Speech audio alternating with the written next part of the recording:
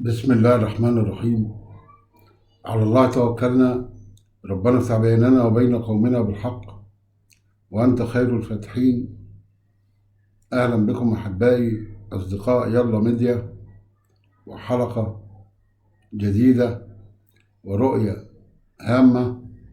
الرؤية سورية، هي رؤية في غاية الأهمية وتحمل الكثير من المفاجآت.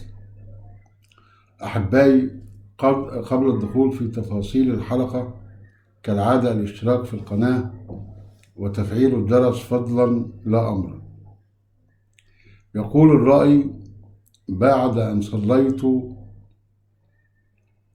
ونمت رأيت في منامي فتاة جمالها يفوق الوصف، شعرها طويل يلمس الأرض، وكانت حامل وتجلس على ركبتيها على قمة الجبل، والجبل وسط بحر، وتحضن المصحف بين يديها وتبكي وتشكي إلى الله ألم وظلم أصابها، فبرقت السماء ورعدت ونزل غيث كثير.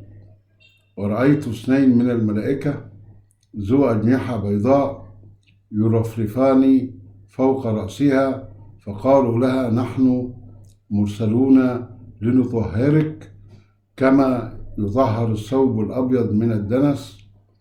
ثم قالوا لها: اغتسلي بماء المطر ولك ما تشائين يا جوهرة الله في أرضه. ورأيت المهدي عليه السلام ينظر إليها، لكن لم أرى وجهه جيدا. انتهت الرؤيا عند هذا الحد. التفسير أحبائي، يقول الرأي: بعد أن صليت ونمت رأيت في منامي فتاة جميلة جمالها يفوق الوصف، شعرها طويل يلمس الأرض، وكانت حامل وتجلس على ركبتيها على قمة الجبل.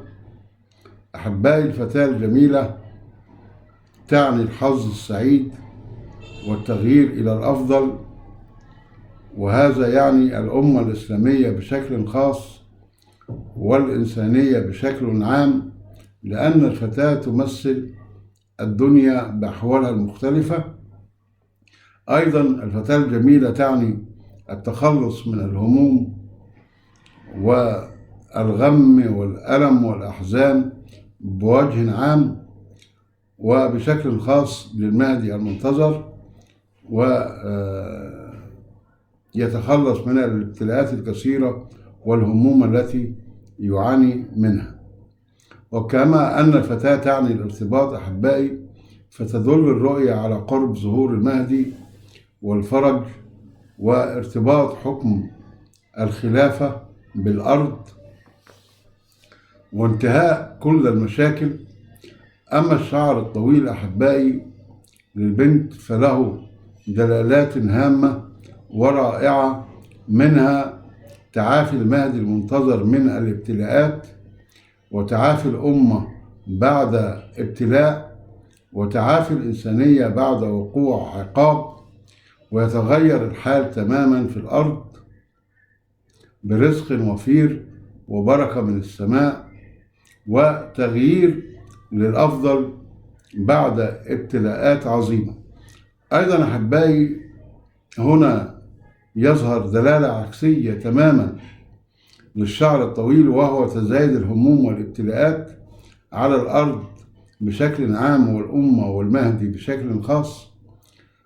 وكون المرأة حامل فهو يؤكد الدلالة العكسية للشعر الطويل، ومعناه زيادة الحزن والابتلاءات بشكل ثقيل يصعب تحمله على الأرض. وبشكل عام الموضوع يعني يتكرر هذا في الرؤى الأخيرة، موضوع الابتلاءات. ولسه كنت بفسر رؤية في القناة الكبيرة أيضا تسير في نفس الاتجاه، وعلى الأمة والمهدي بشكل خاص.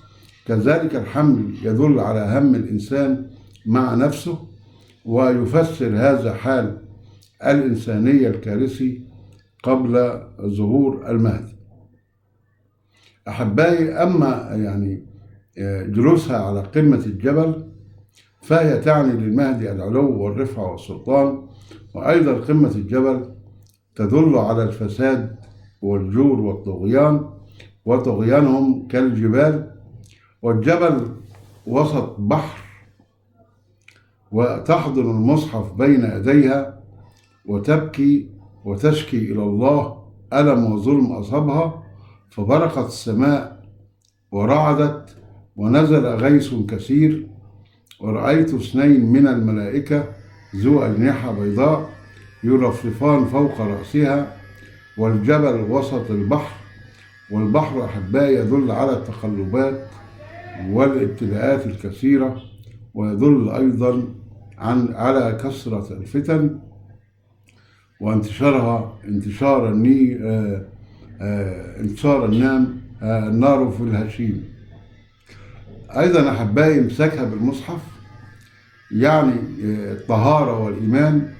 وهنا أحبائي الدنيا ممثلة في الفتاة تستغيث بالله، وبكاؤها يفسر ما فسرناه من الحال الكارثي للواقع، وهي تشتكي لله ممن ظلموا فيها أو ظلموا فيها ودنسوها وقهروا الضعفاء والمساكين والفقراء.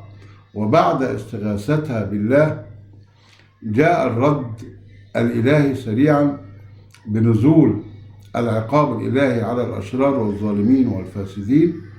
في نفس الوقت أحبائي، مع نزول هذا العقاب